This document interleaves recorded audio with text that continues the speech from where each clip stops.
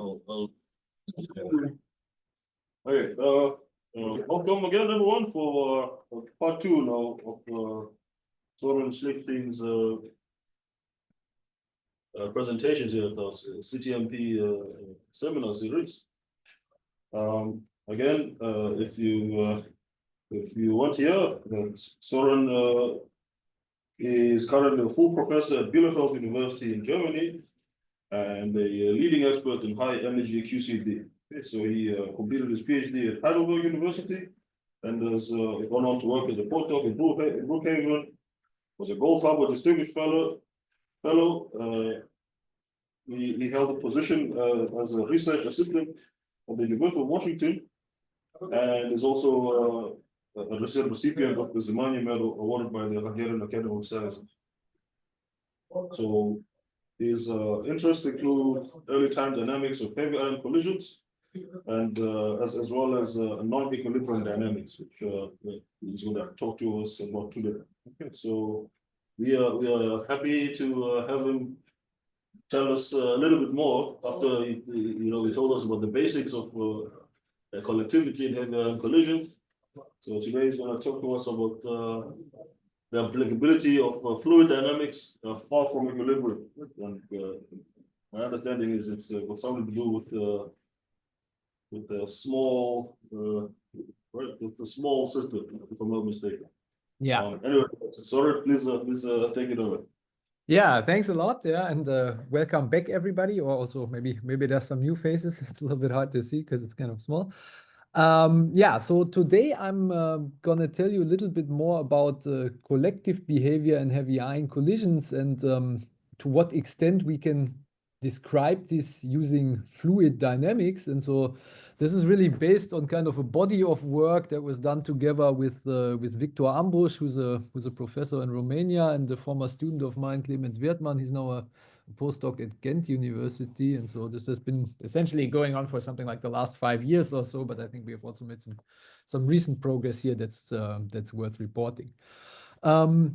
So to set the stage, I'll recap a little bit, sort of motivate the question why collective behavior, or what we mean by collective behavior, and why it is so interesting to look at this, and then I will kind of enter the main part of this talk, trying to see if we really study non-equilibrium dynamics, under what circumstances do we find hydrodynamics emerging as an effective theory, and then what sort of the implications are for studying phenomena in heavy ion collision. Okay, so if you were here last time, and I guess a lot of you were, let me just sort of briefly set the stage again. So when we look at heavy ion collisions, we do this to explore properties of QCD matter under extreme conditions, okay, where we can dissolve hadronic bound states and create this new form of matter, the quark-gluon plasma. So if we look at the ordinary world around us, quarks and gluons are confined into hadron, but then if we squeeze them together and heat the system to incredibly high temperatures, these can become deconfined and form this new state of matter. Now, these thermodynamic properties we can compute from first principle using lattice QCD, and lattice QCD tells us that around temperatures of the order 150 MeV, so that's about a million times hotter than the center of the sun. Okay, there's a rapid rise in the number of degrees of freedom. The physics of strong interaction matter can no longer be explained by just having confined hadrons, and that's where quarks and gluons are liberated. Okay, and there's only 2 places in nature where we know that such conditions are actually realized. This is in heavy ion collisions at high energies, and in the early universe up to about microseconds after the Big Bang. Okay, so if we want to study this, we only have the universe once. We cannot really recreate it and turn time back, so we have to turn to heavy ion collisions. And so what is done in these experiments is that typically, okay, that's heavy nuclei such as gold or lead, they're accelerated to very high center of mass energies. There's facilities at the Large Hadron Collider and the relativistic heavy ion collider. So these are the facilities at the highest energies. In Germany, we're also constructing this facility for anti-proton and ion research, FAIR, which will operate at somewhat lower energies. In any case, so these nuclei are accelerated to high center of mass energies, and then they are collided head-on, smashed into each other to produce this extreme state of matter, which is hot and dense, okay, and only lives for a very, very short time, okay. If you translate this to normal units, it's on the order of 10 to the minus 24 seconds, okay. And so the experimental handles we really have in this is sort of what nuclei we collide and at what energies we do this, okay? And you see this on a sketch here on the right. If we look at the different phases that strong interaction matter can have as a function of the temperature and the chemical potential, then in the ordinary world at low temperatures and in normal densities, we have nuclear matter, we have hadrons. So everything, quarks and gluons are bound into bound states. But then if we go to higher temperatures, these deconfine, we form this quark-gluon plasma. And by probing heavy ion collisions at different energies, we can essentially realize different trajectories in the QCD phase diagram and thereby explore the properties of this phase. So so far this looks nice, right? But then if we actually look at what these collisions look like, okay, they are this incredibly complicated experiment. Okay, so if you look at the actual outcome of a heavy ion experiment, it will look something like this. So this is an event display from the CMS experiment at the LHC. There's a lead-lead collision. So here you have the beam coming in from the one side, beam coming in from the other side. Okay, and then you see all these tracks here in blue and these towers, energy deposition in the calorimeter. You produce thousands, 10,000s of new particles, energy going all around, okay? And I mean, the reason I'm showing this picture is that to actually now go back from there and learn something about properties of quarks and gluons in a plasma phase, you really need to understand very well what's going on in this collision to be able to sort of calculate back and infer something. Yeah. So what are sort of so how do we do this in practice? In practice, and I kind of recalled this a little bit the last time I walked you through all the steps, okay? We would very much, so we know that essentially 95% of the physics that's going on in heavy ion collision is described by QCD, okay? And in principle, we would like to directly solve QCD and describe a heavy ion collision, okay? But this is not possible, okay? So studying non-equilibrium dynamics in any interacting quantum field theory is an unbelievably hard challenge, okay? Let alone for a theory as complicated as QCD. And so the way that we actually build our theoretical description of heavy ion collisions is not directly from the microscopic theory of QCD, but instead what we do is we employ different effective macroscopic descriptions of QCD to describe the reaction dynamics. And so typically, this looks like this. This is kind of a timeline of a heavy ion collision. So before the collision, you have these highly Lorentz contracted nuclei which move at each other. Okay, they collide in the region that they actually hit each other and overlap.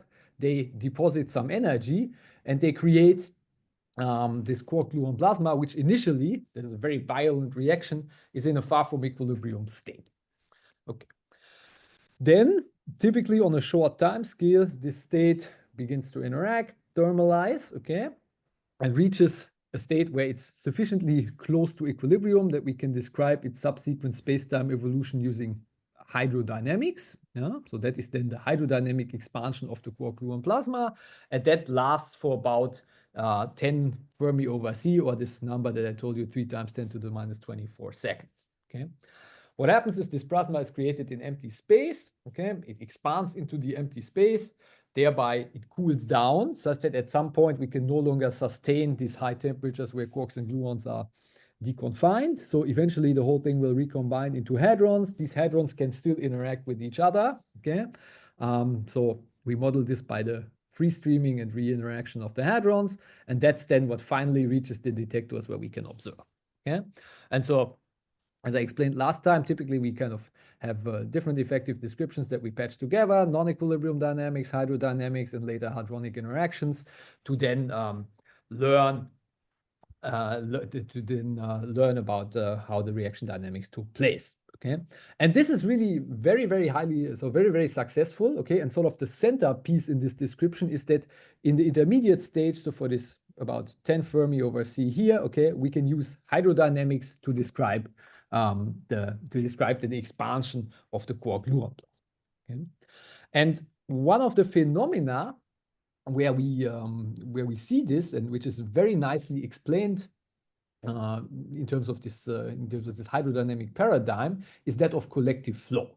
Okay, so if we again go to this event display, and now we have a closer look at sort of what gets produced, and we work this out as a function of this azimuthal angle. Okay, what one will see is that in every event there is pronounced modulation in the spectrum C. Okay, so there's an anisotropy emerging here. Okay, and this anisotropy in the final particle spectra that you observe contains information about how the expansion dynamics of the system took place. Okay, and that is in essentially very similar to what we do with when we observe the cosmic microwave background. There we also look at the sky. We look at anisotropies in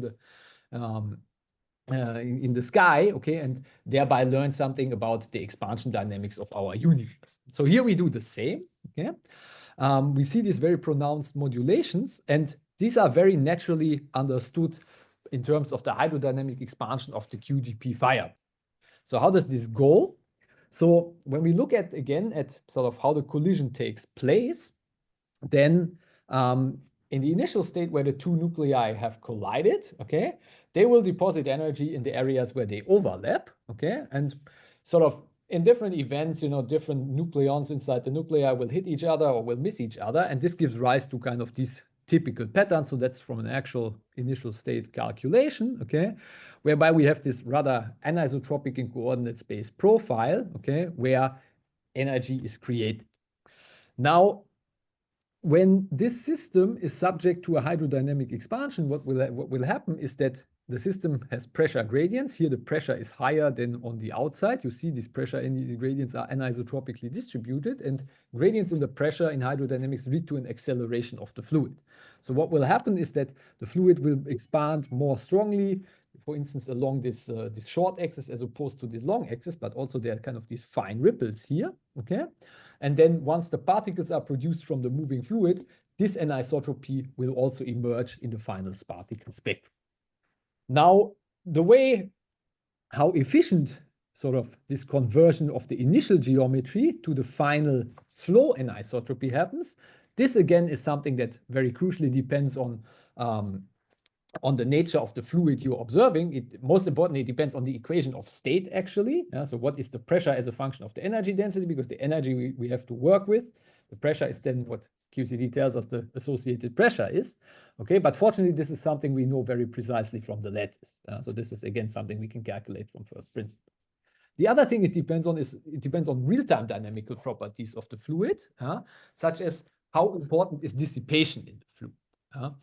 And so if the fluid is flowing very well, you know, so then you can imagine that all the fine structures that were there are translated into the final spectrum. Whereas if the fluid is flowing very slowly, very smoothly, and kind of blurring itself out, then all of this will be washed out, and the spectrum will have kind of much less angular modulation. Okay? So what is typically done is that, okay, one uses a parametrization of the initial state, or a theoretical calculation of the initial state. One performs a simulation of the hydrodynamic expansion, varies these transport properties that describe dissipation. So in this case, the most important one is the so-called shear viscosity, eta, okay? And then one essentially repeats these theoretical studies to kind of constrain what are these transport properties by matching it to the experimental data. And so you can see, for instance, that's what I described. If the viscosity is very small, you will see all these fine structures. If the viscosity is large, then the fine wiggles will go away and you will get a more isotropic or flat spectrum. So by then comparing kind of the theoretical model calculations to the experiment, okay, one learns something about transport properties of the quark-gluon plasma, and sort of one of the key observations in this context is that it is actually a very good fluid. So this this translation from this translation of anisotropy to the final state takes place very efficiently, and it's among the best. Well, it is probably actually the single best fluid that we know to exist. Okay, namely, it has a very small viscosity to entropy density ratio. Now, the point is, one should stop here. One should pause here for a second. Okay, because what is one actually doing? Okay, so we're trying to describe heavy ion collisions. Okay, in principle, we know it's QCD dynamics, but what we're using is actually not QCD itself. Okay, we're trying to learn about QCD, but we're using an effective theory. Okay, namely the effective theory of hydrodynamics. Okay, so there's a consistency check to be done here, which is saying, okay, good, is what we're doing actually valid? Okay, is this actually, we're not doing the full thing. So what have we done? Okay, so what is hydrodynamics? Hydrodynamics, in particular viscous hydrodynamics, so accounting for dissipative effects in the fluid, is an effective theory. It's a universal effective theory, but it's also just an effective theory of QCD. And it's formulated in such a way that it's universally valid on large time and long distance scales. Okay? Why is that so? Well, basically, there are two ingredients to hydrodynamics. Okay, one of them is conservation laws. So the most important one is conservation laws for energy and momentum. In principle, the conserved charges of QCD also play a role, but that's a kind of a less important effect. Okay, energy momentum transport is what we care about. But then to close the set of equations, what is done in hydrodynamics is that one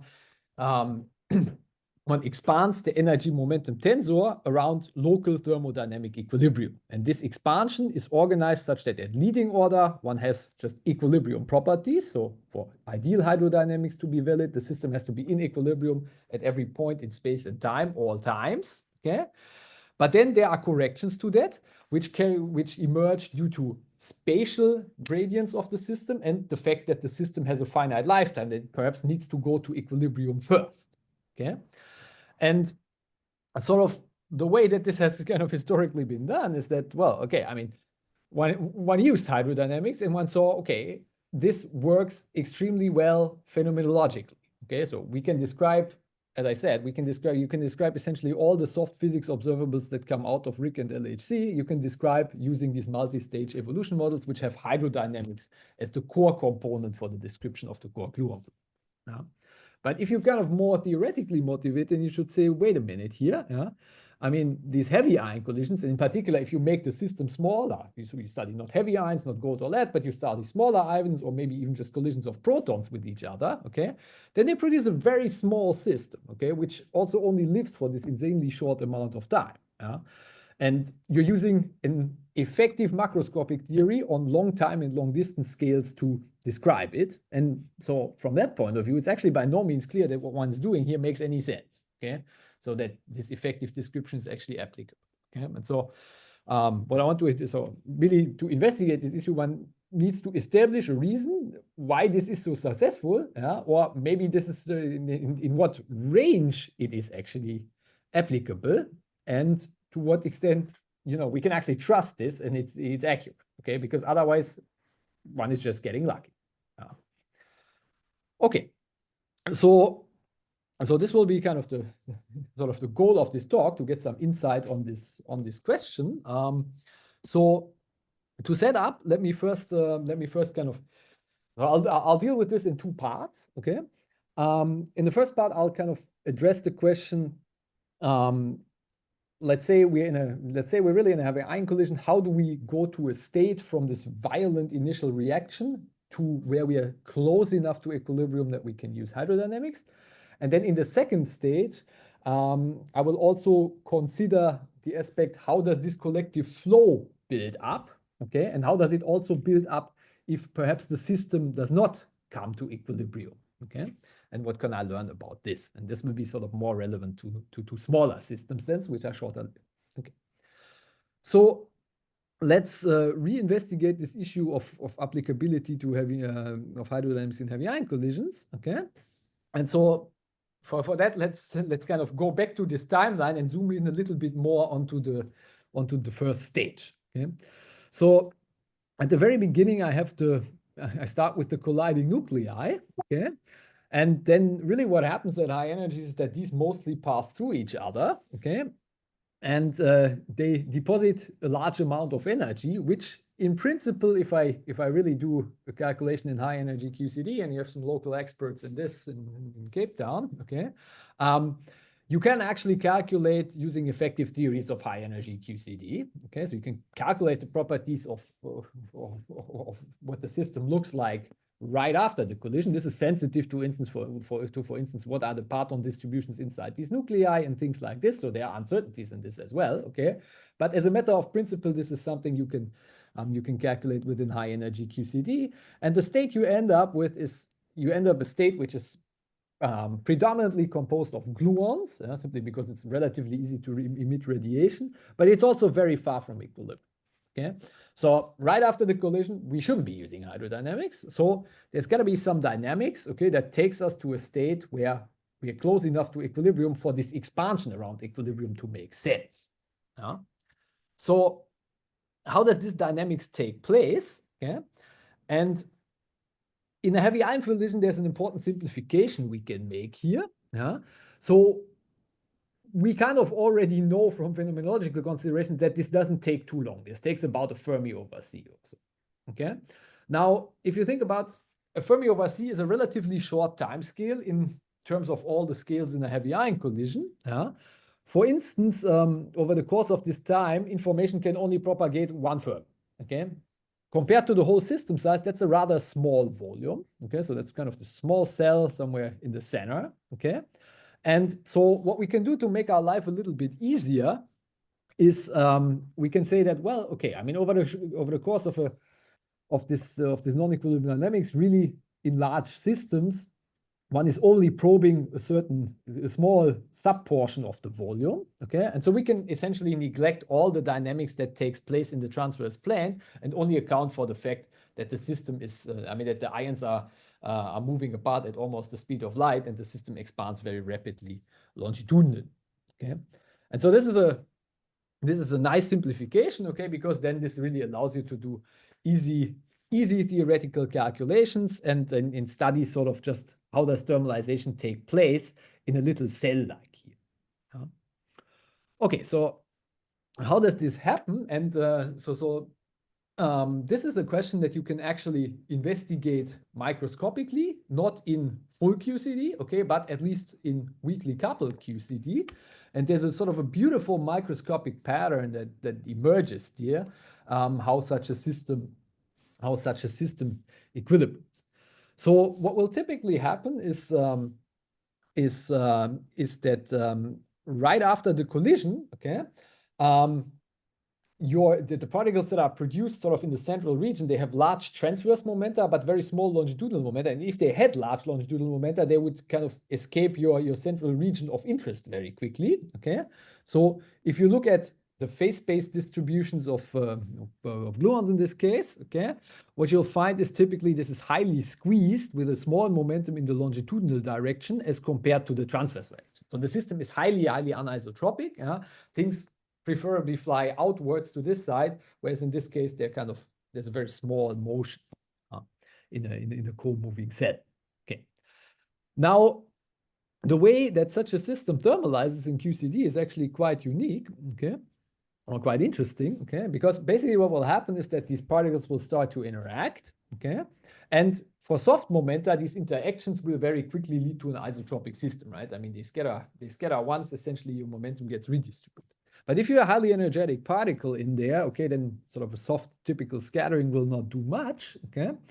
But what it will do is every time you hit another hard, here in this case blue gluon, okay, it'll induce radiation, okay? And by this radiation, essentially this hard particle will lose energy, okay?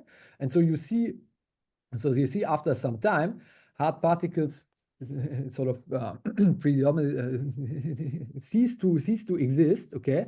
And they start to deposit energy into kind of a more soft, more isotropic sector, very much like when you have a highly energetic jet punching through a medium and it loses energy to that medium.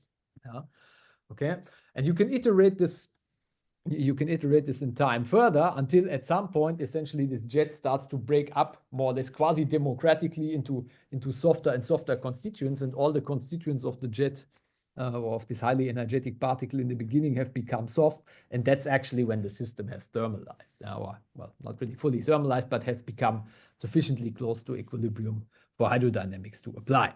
Okay, this is a so-called.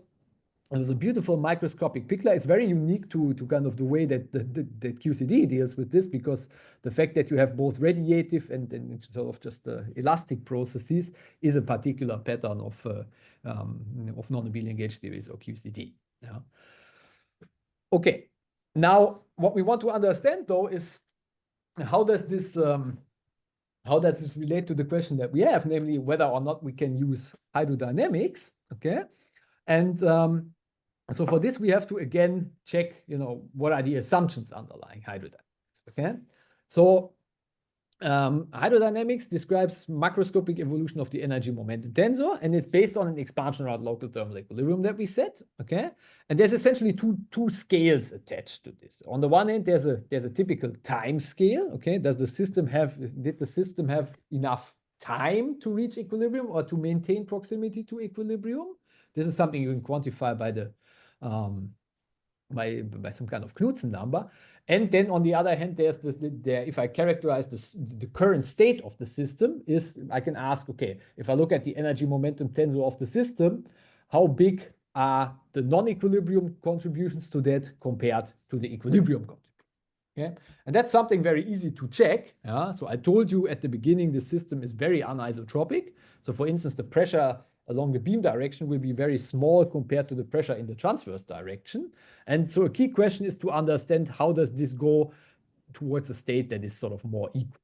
Okay, so this, once you have the microscopic calculation, of course, you can look at the macroscopic properties. Okay, and that's shown over here, yeah, where you see now the pressure normalized to the energy density. So in high temperature QCD, this will be about a third.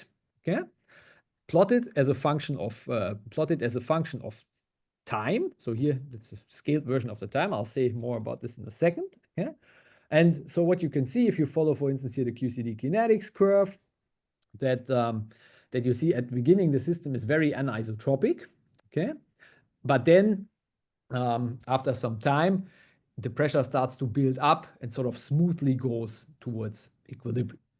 Now, this kind of calculation has been done by now in sort of many different underlying microscopic theories. So in red here, you see, for instance, QCD kinetics. You can also do this for pure glue QCD. The curve is slightly different, but the basic patterns are essentially the same.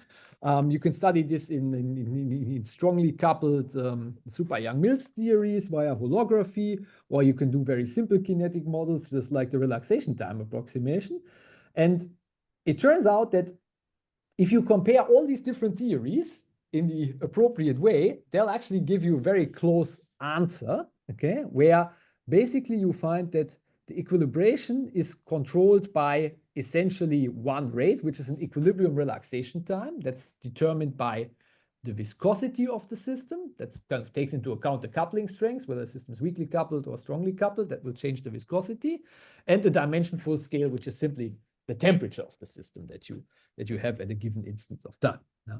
And what you find, so this is essentially time in units of this equilibrium relaxation time, that on the time scale of one equilibrium relaxation time, you reach a state where the system is still highly anisotropic. So the pressure is still very far from its equilibrium value. Okay, but by that time, you actually find that hydrodynamics, so viscous hydrodynamics, which takes into account deviations from equilibrium, can actually successfully describe the approach towards equilibrium. Okay, so if you wanted to ask where's hydrodynamics equable, you would say to the left of this one. Then basically here things really look different from hydro, and you shouldn't be using it. But to the right of it, it actually looks okay.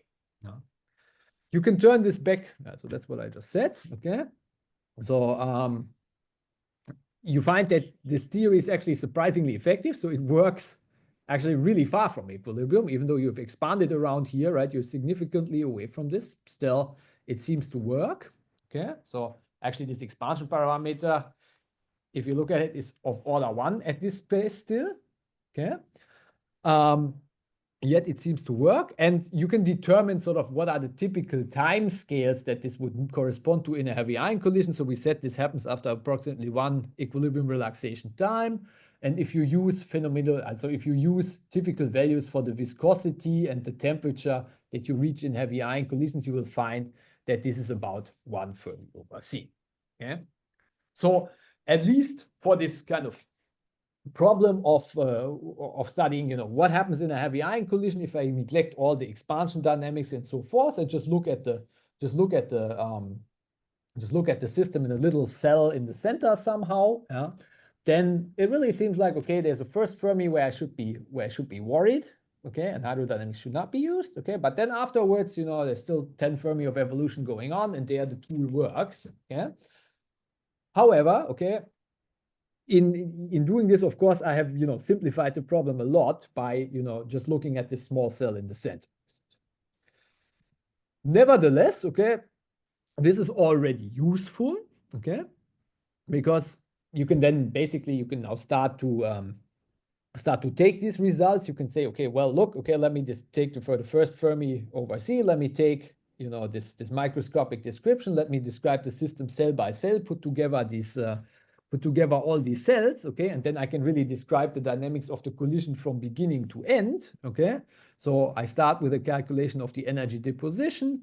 I then do an evolution of the pre-equilibrium regime, calculate the energy momentum tensor, match this to hydro, evolve it in hydro, convert it to particles, and measure at the end. And then you can, for instance, follow how this pressure evolution takes place. So in this case, here there's one did a effective theory calculation of the evolution at very early times. Then this is matched to kinetic theory that leads to an equilibration of the system, and this smoothly matches to hydrodynamics. Okay, and so really you have a continuity in the description sort of from beginning to end.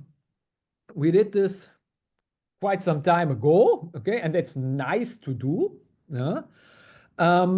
However, there's kind of good news and bad news here. What you find is once you include this early 1 Fermi phase, yeah, you find very small effects of whether you do it right or wrong or not at all, actually. Okay, and the reason for that is clear also. Okay, you're dealing with the first Fermi in an evolution that lasts 10 Fermi, so you should never expect more than kind of a 10% effect or so. And in fact, the most important things happen sort of towards the end here. Yeah.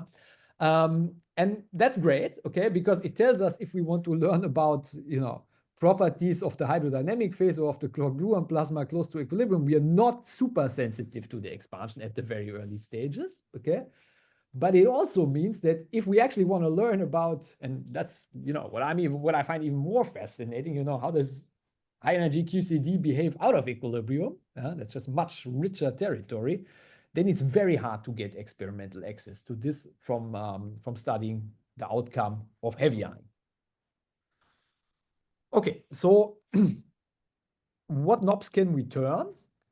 And sort of a natural idea in trying to explore more about this, also from an experimental point of view, is, well, wouldn't it be nice to make the system more short-lived and maybe catch it on the way towards equilibration? Okay? And that's essentially what happens when you start to collide smaller systems.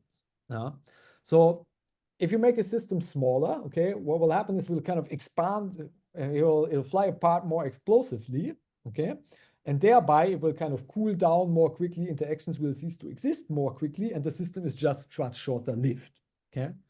So the sensitivity to this early stage can be enhanced by studying small systems, so just colliding smaller ions than gold or lead, okay, and the system will expand more quickly, okay, and then this kind of cartoon of the space-time evolution I showed you can really change, right? So I'm still going to have some initial state. I'm going to create an out of equilibrium system. The system will start to thermalize, but then, okay, there is no longer necessarily this long-lived hydrodynamic phase. In fact, all kinds of things could happen, right? I mean, in principle, there could be a hydrodynamic phase, but it could also be that, all of a sudden we have to deal with hadronization out of equilibrium. Things can become complicated.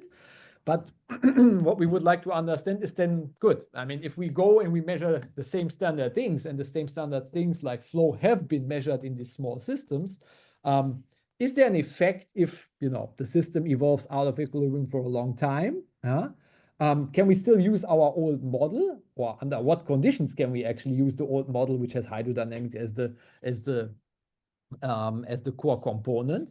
And then does it apply to, you know, sort of the systems that we actually study at regularly? And so in general, this is a difficult question to address. So as I said here, you know, in principle, hell can break loose. All kinds of things can happen, and I may have to worry about questions that otherwise, I circumvent, like hadronization. Okay. I'm going to take a very theoretical perspective on this, okay? And I'm just going to ask a simple question, okay? Let me take a system, you know, which I can microscopically solve, okay, which shares certain similarities with QCD. And then within this system, I can ask a very controlled question is, I set up the expansion just like in a heavy ion collision. Can I describe that using hydrodynamics, when and under what conditions and to what level of accuracy, essentially? Yeah? So the way I'm going to set this up is I'm going to use kinetic theory, so relativistic Boltzmann equation. Yeah? I'm not going to do this for QCD, but I'm going to do this for a very simple version of the kinetic theory, which is the relaxation time approximation. So thereby I have the ballistic motion of particles, so particles fly around in empty space, okay? And then there are interactions, and these interactions are chosen such that their only effect is to drive the system back towards equilibrium on a characteristic time scale, which is the relaxation time, okay? And that relaxation time relates to the viscosity and the temperature of the system, and I choose it in such a way that the system overall is conformal. So I think the relaxation time is 5 eta/s divided by the temperature or something. Okay. So this is not QCD, okay? But if I go back to this plot here, which compared sort of different evolutions, then well, you can actually see at the level of macroscopic properties, these two do look very similar, okay? Yeah. So what I'm going to be using is the blue one, and what I would be like to use it would be the red, okay? Good. Now, there's a nice thing about this is this really makes the life simpler, okay? Because even though I'm studying this system microscopically, I'm thinking of it as being sort of composed of some species of particles that interacts with each other. I can still formulate this in a sort of more macroscopic way, okay? And it turns out that because this interaction is so simple, in fact, everything I'm going to be, everything I'm going to be computing, like the collective flow and so forth, will not depend on any details of the initial conditions I put in also. They will only depend on what is my initial energy density profile. So what does the energy deposition look like after the ions collided? So that's kind of the spatial profile that's expected, right? And in addition to that, they will not separately depend on system size, momentum distribution, or things like this. They will only depend on one single opacity parameter. So this opacity essentially measures how many interactions you get when you try to escape the collision region, okay? And that encodes the full dependence on the system size, okay? The energy, the initial energy density that you had. If you make your system hotter, then it'll also be longer lived and sort of have more time to interact. Likewise, if you make it larger, it'll also have more time to interact, okay? And it's inversely proportional to the viscosity, okay? So this meaning the smaller the viscosity, the more interactions will be going on in your fluid, okay? And so with this setup, I can then, set up a system and essentially just vary this opacity and study, okay, how high has the opacity to be for hydrodynamics to be applicable. And you can see this of as either varying system size or energy or viscosity. It really doesn't matter. You can scale it out of the equations for this theory. Okay, so the way we're going to do this is we're actually going to be studying lead collisions in the first go and then vary the viscosity to vary the opacity. Yeah, but it would be the same as if you had the same geometry and would squeeze it into a smaller system. That's just a technical. Good. So let's look at now what happens. And so now we're no longer just looking into this small blob, right? So we set up the full system. We set up a full collision with a finite volume. The thing will expand into empty space, okay? And we can look at sort of the two things that we're interested in, namely, on the one hand, how does this collective expansion build up, okay? And on the other hand, if I actually look at the properties of each cell in the system, to what extent does the system equilibrate? And so the first thing is shown in the left panel. So here I show the inverse Reynolds number. So that's the deviation from equilibrium of the system, okay, as a function of time normalized to the system size. Okay. So what can you see? So you can study this as a function of viscosity. So we've varied this viscosity essentially all the way from almost 0 to very, very large, okay? So realistic value we expect to be somewhere between 0.1 and 0.2 or so, or like let's say of this order 0.1 or so, right? But you know, we're theorists, so we can we can change that as we please. Okay.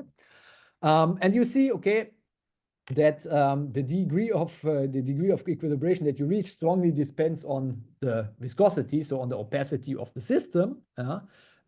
If your system is very strongly interacting, you equilibrate very quickly. For a long time, you stay close to equilibrium. You know, here we would expect that you can use hydrodynamics very well to then describe the expansion. Okay, but then as you make the system, make the system less and less strongly interacting, at some point, the system never, over the course of its evolution, comes close to equilibrium. So it departs further and further, okay? And eventually, if you make it very weakly interacting, essentially what will happen is it will just fly apart, okay, and never be close to equilibrium at all. So close to 0 here over the course of its entire dynamics.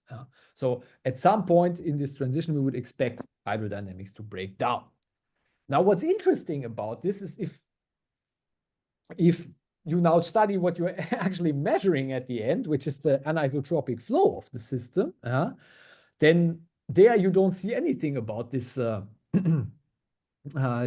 these peculiarities. What you see there is that, okay, if your system is weakly interacting, you don't generate much flow, but then the actual flow turns on very smoothly and very continuously as a function of increasing the opacity. And eventually, if you go to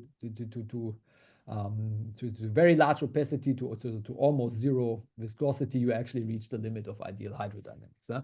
But there's a very smooth and continuous turn on of the flow, nothing crazy, nothing surprising happening here, tying to sort of the onset of hydrodynamics. Or so. Nevertheless, right, I mean, so this is very smooth, right?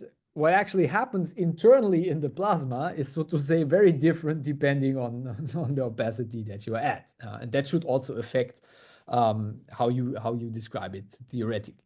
Okay, so this is another plot essentially showing the same thing. So here I've again shown the elliptic flow. Now just looking at sort of I mean, you see over the course of the reaction, it builds up sort of on time scales on the order of the system size. So once you're on the order of the radius of a lead nucleus, then that's when the flow starts to develop and eventually it saturates. So I can just look at the final flow that comes out and then plot this as a function of the opacity, okay? And so what you see if you look at the kinetic theory curve, you find that, okay, if opacity is very small, no final state interactions, there's no flow, then the flow kind of smoothly turns on and eventually saturates towards the ideal hydrodynamic limit. Now you can do this in the same way. Now what we're interested in is whether or not this works in hydrodynamics, okay?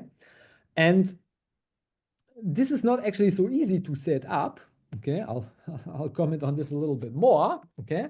But if you do this properly, and what you can do is you can sort of simulate the early stage now in this kinetic theory and then match this to hydrodynamics at sort of different levels of the inverse Reynolds number. So at different, so depending on how close you are to equilibrium.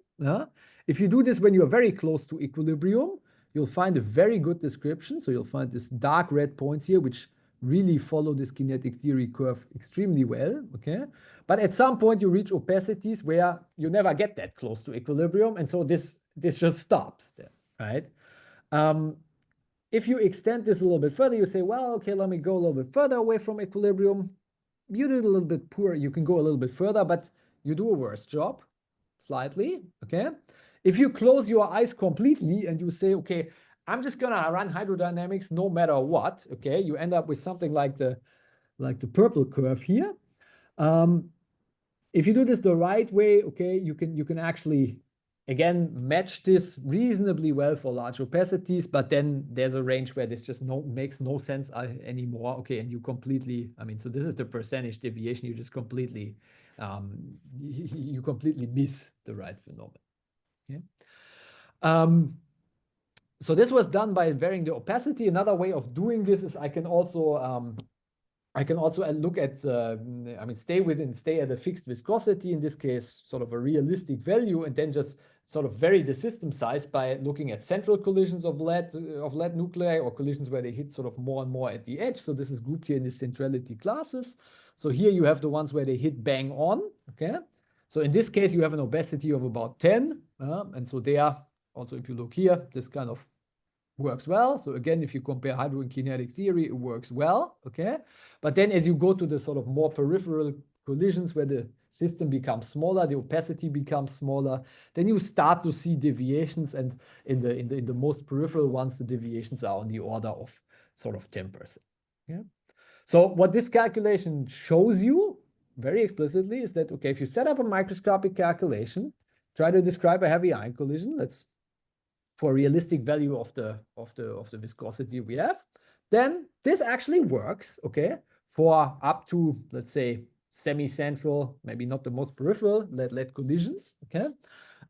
There's one caveat to that, which is I explained you sort of these different ways of when you match to hydrodynamics. You still have to take some care, okay. So it works, but it only works if sufficient care is taken. Yeah. It's a little bit funny, okay? But essentially the story is that even if you go to infinite opacity, so make the system almost ideal fluid, okay? Then you find that kinetic theory and hydrodynamics don't agree, and they don't agree because at early times they're always different. Okay? So at early times the system is always far from equilibrium essentially, and you always need to describe this. You need to describe this sort of as with a non-equilibrium description. Yeah. So this is kind of shown over here. So if you just look at, say, how the system cools, so this is the total energy as a function of time. You do this in kinetic theory, this will have a sort of a well-defined behavior. If you do this in hydrodynamics, it will do something different. Okay. Now you can sort of compensate this by saying, well, okay, you can actually work out how it does it wrong, okay, and then sort of make it match after it did the wrong thing. And that's actually, if you just close your eyes, okay, and you try to learn things from data, that's actually something that can happen in your data analysis, so to say. Yeah, I mean, if you don't know the initial state, nor do you know the evolution, then yeah, you can do two mistakes that compensate each other. Yeah? So, but if you do it right, okay, then you'll follow this curve, and if you match to hydrodynamics at a place where it's sufficiently close to equilibrium, it'll do the right thing. But if you match too early, where you're too far from equilibrium, hydro will just do its hydro thing. So this sort of light orange curve, okay, looks essentially like the purple one, okay. So I'll just do the same wrong thing essentially. So if you really want to properly map this, then yes, you can lose hydrodynamics for a long time, but actually dealing with the early stage correctly is really important if you want to properly map the initial geometry to the final geometry. Yeah. Good. Now, how does this, so what does this imply now for applicability of hydrodynamics in small systems? So hydrodynamics does not describe correctly the non-equilibrium evolution, and it only becomes applicable later when the system is close to equilibrium. Okay. Now, can we quantify this further? And so we've done sort of this huge array of simulations, but we would like to have sort of a nice criterion, right? Like, how close do I have to be to equilibrium? You know, when does it actually work or not? Yeah.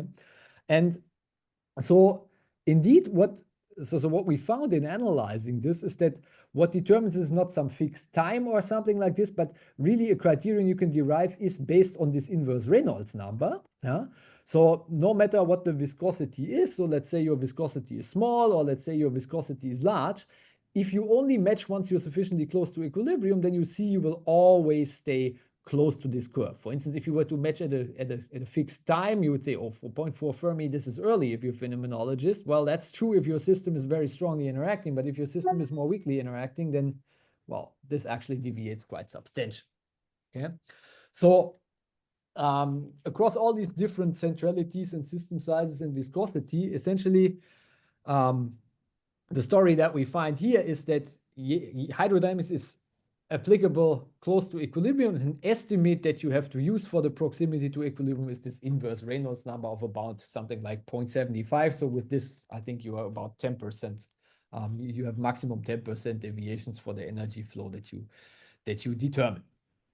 Now, what is this? Is there a question? Just noise outside the door. Ah, okay, good, okay. Yeah. So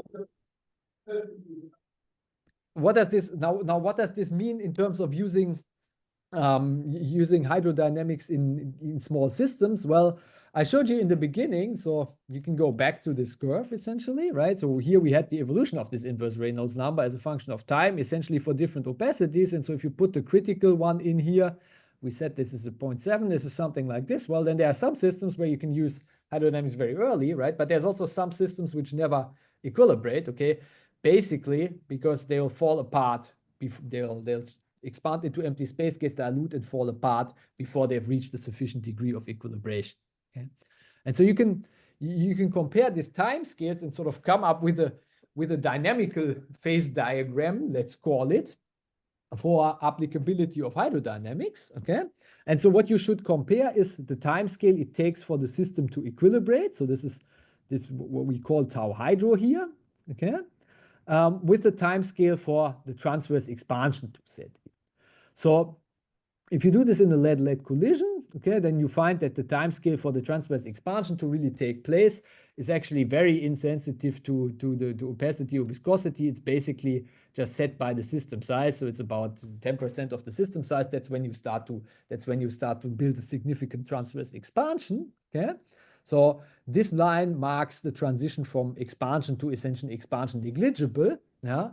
And if we are earlier than that, okay, then it's actually justified to just treat the system in this little box like we did in the exercise of a large system. Now, the time scale it takes for the system to get close to equilibrium, that actually has a strong dependence on the opacity. You can work this out. It's roughly this negative 4/3 power law. Okay, so if your system has a very high opacity, the order of events will be you'll have some non-equilibrium evolution. Then you thermalize, and then the transverse expansion sets in. And that's actually what very nicely ties to our evolution model. We do a non-equilibrium description at the beginning, then we match it to hydro. Hydro describes the transverse expansion, and we learn about, when studying the outcome of this transverse expansion, so the collective flow, we learn about transport properties of the equilibrium plasma. Yeah. However, there's a limit to that, because at some point, these lines cross. And so what happens there is that then the transverse expansion becomes significant before the system had time to equilibrate, okay? And so below this point here, the order of events has changed, and hydro is essentially meaningless, okay? Because you're never close enough to equilibrium to really describe the transverse expansion, okay?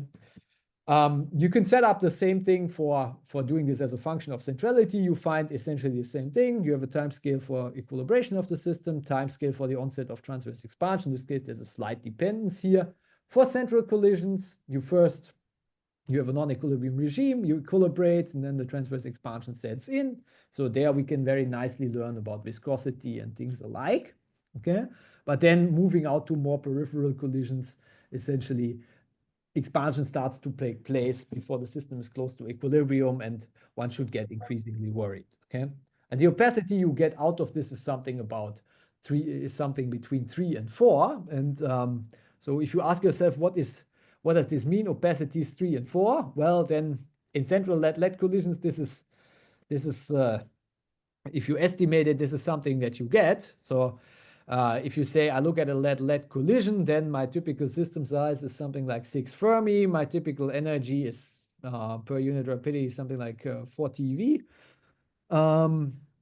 for a typical viscosity of 0.16, this means the opacity is of the order of 10. That's much larger than 3, okay? And so there it should really work. Yeah. If you go the other end of the spectrum, you say, now we really start to study just elementary proton-proton collisions, okay? Then even under relatively optimistic things, your system is much smaller. Even if you have this smallish viscosity of 0.16, your opacity is something like 1 at best, okay? And so that's really not a place where sort of hydrodynamics should be used.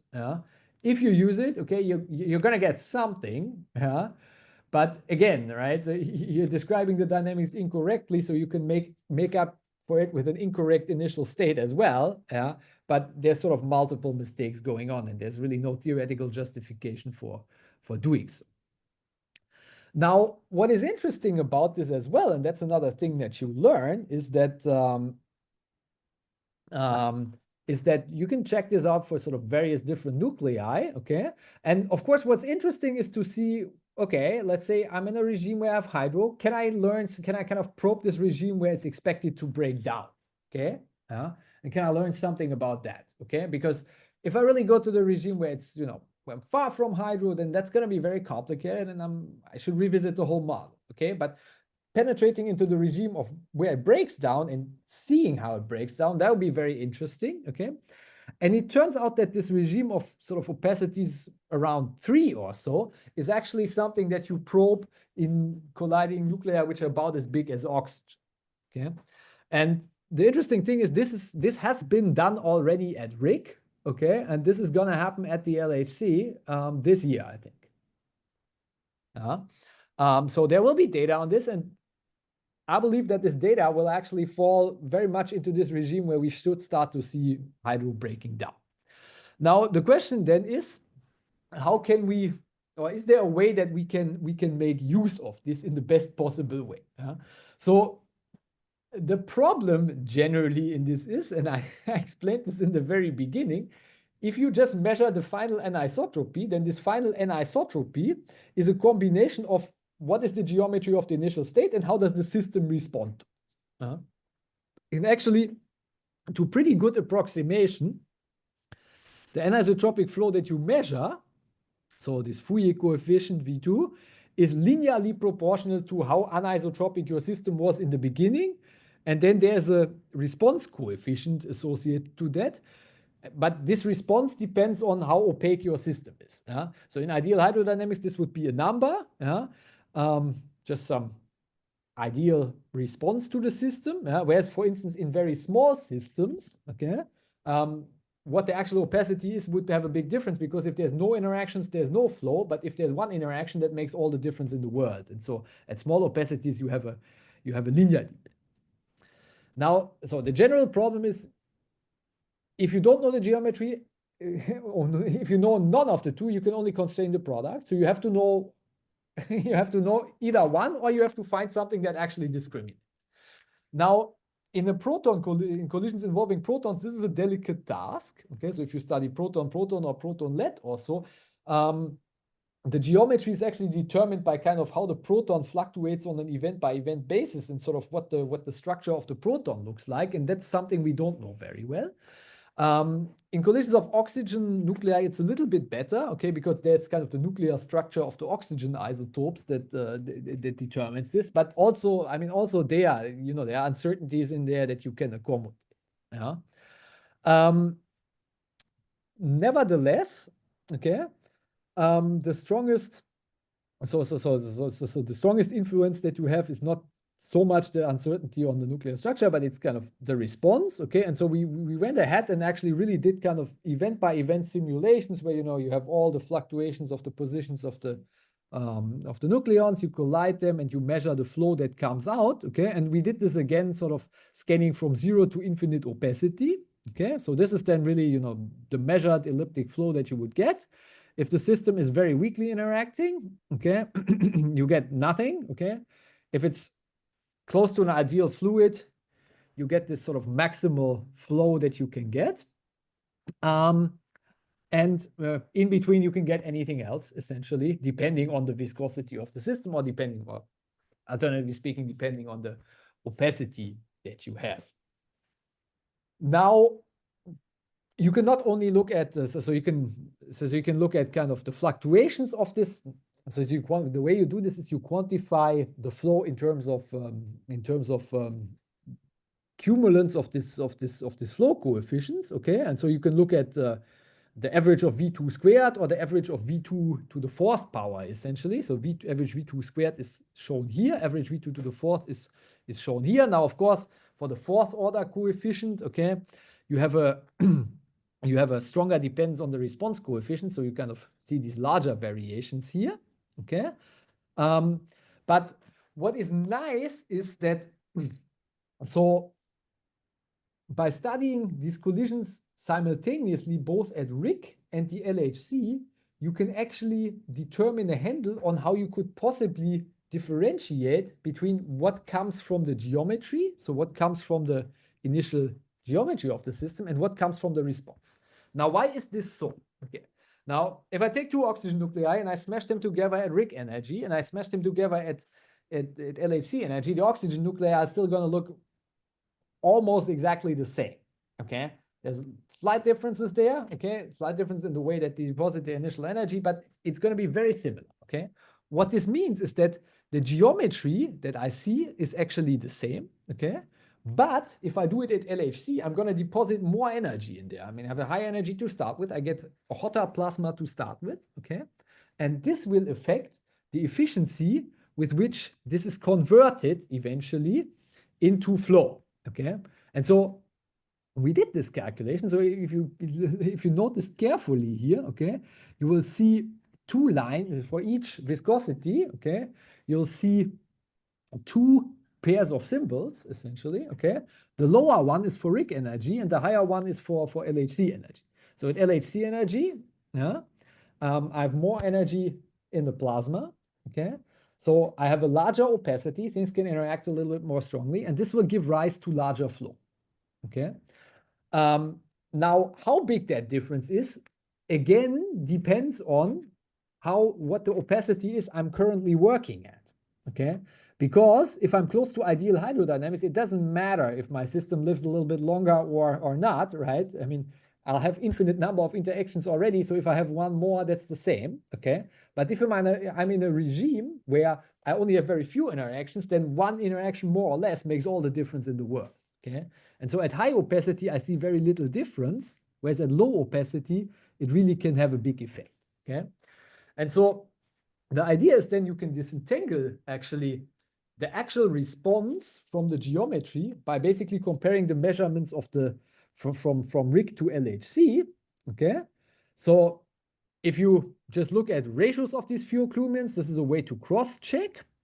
Then the response cancels, and no matter what viscosity you take, whether you do this at RIC or LHC, you always get the same curve. So like this, you can check that you have the right geometry to start with. Okay. But if you look at the change in the flow between RIC and LHC, okay, you can basically determine what the opacity of the system is, okay? So this is the logarithmic derivative of this flow with respect to the transverse energy of the system. So that's the change in opacity, essentially. That's a change in the flow due to the opacity. We can calculate what this is, just theoretically, yeah? So just taking the derivative of this response coefficient. This would be the black curve, okay? Or you can do this from all the simulations. We've done this for different viscosities and so forth, and you see this very nicely add up on this calibration curve. Okay, and so since this data is coming, okay, I think this will be very exciting to see, you know, how whether or not we see actually this change in the response from RIC to LHC. Okay, we've done sort of similar exercises with lead data, but there it's boring, right? We have lead collisions at different energies, but they all kind of line up here, and the errors are so large that it doesn't do much. But oxygen is really also the only, I mean, it's the first ever isotope that's being collided at RIC and LHC at the same time. So we'll be very excited to see whether we can learn more there. Okay, good. So with that, let me come to an end. So just to conclude, so I think we've made, I mean, today I addressed how to describe the pre-equilibrium stage of a heavy ion collisions. And so for large systems, this is something where, you know, we kind of understand the microphysics and we also understand the applicability of hydrodynamics. And most importantly, we've put tools into place that allow us to kind of describe this dynamically. And that is important because it allows us to take an initial state and really map it to the final state of a heavy ion conditions. And that it gives you sort of new links to connect the properties of anomic nuclei that determine the initial energy with that of the physics that goes on in a heavy ion collision, namely the hot QCD. Now, if we go to these smaller systems, then things become a lot more complicated, okay? Because if we make the system small enough, and this may already be in proton-lead collisions the case, we really probe non-equilibrium properties of QCD, okay? And the first step we took towards this was, you know, to say within a very controlled approach, let's try to understand when can we use hydrodynamics or not, okay? And it seems that there are a lot of cases where we can't, okay? But still, we're not doing QCD here, so there's still a lot to be done to kind of really understand these small systems and actually come up with a satisfactory description for something like proton-lead conditions, where we flow in proton-lead conditions. But okay, I see a lot of, you know, young, bright people in the audience, so maybe that's can be your contribution to the field at some point. All right, thanks.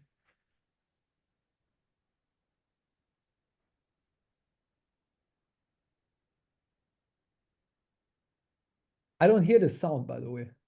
I think you muted it when there was. So let me do this. Hi, thanks for the talk. I'm just curious, so it seems like once you're going to the off equilibrium phase, then you have to have a microscopic model, whereas the nice thing about hydrodynamics is it's quite independent of the microscopic model. I guess my question is, how dependent do you think these results are on the fact that you're using kinetic theory with Yang-Mills, and then how applicable do you think kinetic theory is, for instance, in terms of how large the coupling might be, etc. Yeah. So that's an excellent question. So for the case, so for the first case, I mean, here essentially is the answer. Okay. So here I've shown results for different microscopic theories, and for instance, in Yang-Mills, you may see these little gray curves here. Okay, these little gray curves actually varying the coupling strength in Yang-Mills by, I believe, a factor of 20 or something like this. Okay, and so they start at different points by kind of construction here. But what you see is that the way that this pressure equilibration takes place, so the way that the macroscopic looks like, is very similar, okay? And it's very similar between all these different theories, and that's in a sense what gives us confidence to take also a weakly coupled kinetic theory and then put this into place for describing, you know, actual real-world QCD, okay? Now, in the case of where I include the transverse expansion and so forth, I cannot tell you, okay, because nobody has done the calculation. Yeah, the calculation has been done in the limit where you only interact once, okay. Then you do see differences, but that's also not surprising. Yeah? The interesting regime is where you interact a few times, but you're not yet hydrodynamic, so to say. But that's very hard. Okay, you do expect differences because this model is somewhat naive. Okay. There's phenomena that are simply not captured. Like, I mean, one question you may also ask in these small systems would be something like, okay, what about jet quenching or so, you know, I mean, can you have final state interactions, but no jet quenching observed, for instance? But for this, you really need to move closer to QCD. It just hasn't been done yet, okay? I mean, we have this on the map, but it's just much more challenging. You know? Okay, I think that answers. I just have one follow-up question. So I think at some point the thermalization time, at some point I thought I saw you write it down and it looked almost independent of the system size, but then later on you started measuring everything in terms of tau over R. So is it where R was, I guess, the characteristic size? So maybe, yeah, that was a bit unclear. Yeah. So, well, okay. I mean, so so in this theory, okay. So in this, so let me think. Okay.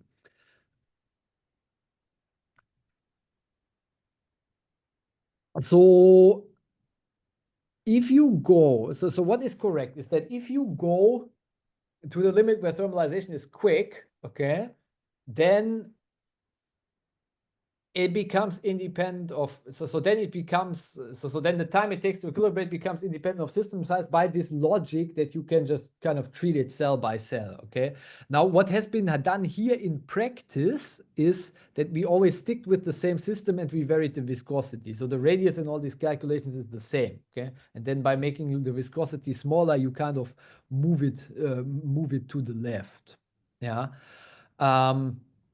But you can, I mean, so you can essentially predict it by just treating this locally as just local cells, essentially. This gives you the right description here. And then we've verified this explicitly even.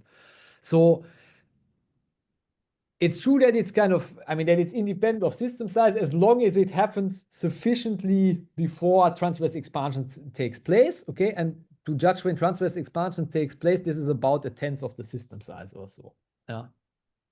So the way, yeah, the way you can address it, you kind of, you first estimate it, then you compare it to the system size, and if the order is right, then you're safe, okay? But if the order is wrong, then your estimate is also wrong. Yeah. Yeah. Okay. Thanks. More questions? Yes. So just at the start of the talk, we're talking about the azimuthal anisotropies being like fluctuations in cosmology. So I was wondering whether the thermal the fluctuations you see in the azimuthal anisotropy are related to non-equilibrium fluctuations in the temperature, for example, and those are projected onto fluctuations in the particles you measure in the detectors. So, okay, so I think this question has multiple aspects. So let me go back to kind of this picture. So the picture that we have, okay, is that the dominant fluctuations that you see are kind of fluctuations in the way that during the first instance when the nuclei collide, and that's very short, yeah, there are fluctuations in the way that they deposit their energy. Okay, so essentially right after the collision, you'll have a profile which will look like this in one case, and it'll look, sort of different in another case, and there's many different realizations, and this is what sources the fluctuations. Okay, and the paradigm is that this is the dominant mechanism for driving these azimuthal anisotropies at the end.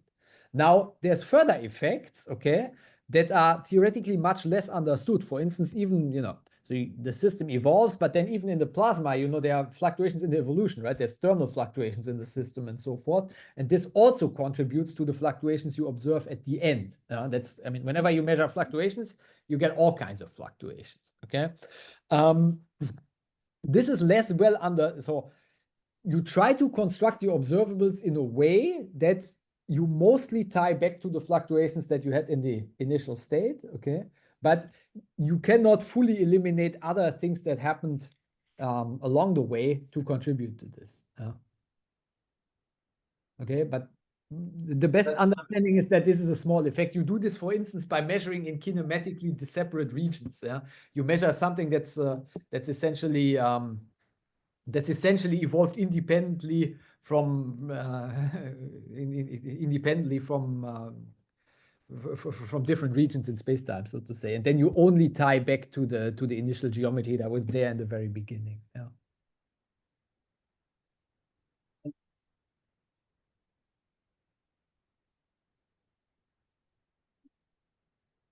Question. Well, then I have one, right to the slide that you have on here, right? I mean, if I look at the lumpiness of your initial state, and the remaining lumpiness in the picture that you use to sort of typify what you see in your hydrodynamic expansion, and if you say hydrodynamic, okay, you deal with a gradient expansion. What is the right scale for the gradients that allow you to think of a gradient expansion in this? Because if I look at the lumpiness in the beginning, I go way, right? Gradient expansions anywhere near. Yeah, but this is actually this is actually one thing you kind of get automatically. So if you So if you treat this system, microscopically, okay. So even if it's non-interacting, what will happen is basically you will build this kind of concentric circles, how things spread out, okay. And this leads to some smoothing. Now, if you make the system interacting, then also out of equilibrium, you have something like viscous damping. So actually, if you evolve this for a Fermi or so, okay, and you do it out of equilibrium and you go sort of anywhere close to equilibrium, okay, this will actually not look so bad, okay? And even you can even measure things like the dissipative stress in the system or so, and you will find that this is actually close to Navier-Stokes. So the natural scale for the gradients then is roughly what determines the natural scale for the gradients there? Can you quantify that? Here, yeah. For this, let me see. So typically this would be, this would be subscales of a proton. So it's smaller than a proton actually, right? So this would be, this would actually be on the order of the inverse saturation scale in this model here. Yeah. But okay. So what I would say is the following, right? So what matters for the flow at the end of the day is mostly the largest scale structures. Okay. So if you look at a heavy ion collision, it's the structure at the scale of the lead nucleus that's the most important. Okay. Yeah. Now these smaller things have an effect, okay, but it's not terribly dramatic. Yeah. Now, if you go to lighter ions or you go to say proton lead or something like this, and you ask about the geometry, then it's all about what the proton looks inside and things like this. Yeah. Whether or not you have these very small ripples here or you smear them out in the beginning, this doesn't make a big difference for this particular measurement in a lead collision, actually. Yeah. Because otherwise you wouldn't be able to characterize all of this in terms of two things, right? Expansion and Reynolds. Yeah, exactly. So by the very fact that you have this sort of global estimators and they work well, this already tells you that it's the global structure that matters the most. You can dig a little bit into this, right? And if you combine different informations and correlations between different flows and so forth, you get a little bit more handle. Yeah. So I would say you could probably find out that there's things like nucleons in the nucleus, okay, by really analyzing this carefully, okay. But I don't think you can go much deeper than that, at least. Yeah. That's an interesting statement there. Okay, cool. Thank you. Maybe just one question, and I'm sorry if you touched on it and I missed it. You had fairly strong statements that hydro is not applicable in proton-proton and proton-lead. And then you said there's this great opportunity in oxygen to start potentially seeing deviations from hydrodynamic behavior because of the system size. And that makes me think of two things. One is that there are people who have hydrodynamic models that claim that hydro describes data in proton-proton and proton-lead. And so what's your opinion on that comparison? And then as a follow-up or sort of in parallel, can one see the deviations you're proposing will start to be seen in oxygen-oxygen in proton-proton or proton-lead? Okay. So let me, so for proton-proton or proton-lead, I think the dilemma is that you don't know the geometry well, right? Yeah, so it's very hard. Look, right? What is the geometry of a proton-lead collision? What's the geometry of the energy deposition? You're touching upon, sort of how does the shape of the proton essentially fluctuate in a realization by realization business? Yeah, and that's very hard. Okay, so it's very hard to answer a question. We know little about it, and so you have so much uncertainty there that you can accommodate for a wrong evolution, I would say, easily. Yeah. Okay, there's very different models that, the first calculations that, let's say by Paul Romachko or so, they had an energy deposition model where if a nucleon hits in any other nucleon, they all light up like light bulbs and the system is 4 Fermi big, okay, that we know won't happen, for instance. Yeah. So just the model describing the data, I think is not indicative of this actually being right, because it's really, you're studying geometry times response. So if you get both wrong, you can still get it right. Yeah. So that's and I mean I think that was actually a big part of the motivation also to go to oxygen, because you reach similar multiplicities like in proton lead at LHC or so, yeah, but you have a much more controlled geometry because now you're dealing with a nucleus and it's the structure of the nucleus that matters. Yeah. What was the second part of the question again? Yeah, so you were arguing that oxygen is really interesting because one will start to, if I understood you correctly, in a controlled way, see deviations from hydro. And so would one not be able to see that also in proton-proton and proton-lead? I mean, what would be interesting, or what could be done in proton lead, or what one could try, is maybe what I advocated towards the end, yeah, because what the different theories do is they have a very different kind of let me say this here, right? Well, actually, the best place to see this is here, right? So in the regime where hydro works, okay, there's a very weak dependence of the response or of the flow you get on the opacity you get. Yeah. So let's say you're in ideal hydro, you double your energy, nothing changes. Okay. Or you're anywhere close to that, it's a very small effect. But if you are at the place where this barely sets on, okay, it makes a big difference. Okay. So so I think there should be a way to peel it out. Okay. You need observables which are so first you need good observables. So you need observables which are not too sensitive to all the hadron level and in things we don't understand. Yeah. Okay, but really which tie to energy flow. Okay. And then I think you need to scan the energy dependence of these phenomena. Yeah.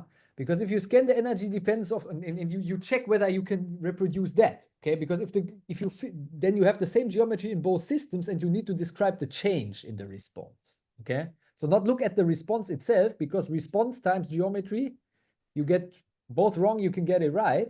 But looking at change of response, this you have to get right. And I think this is, I think this can be a decisive thing. Yeah.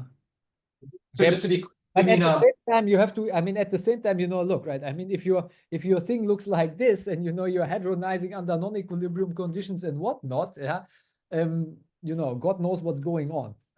So that's why, I'd like to kind of, I'd like to stay to where I have theoretical control and then sort of start to depart from it little by little. Yeah.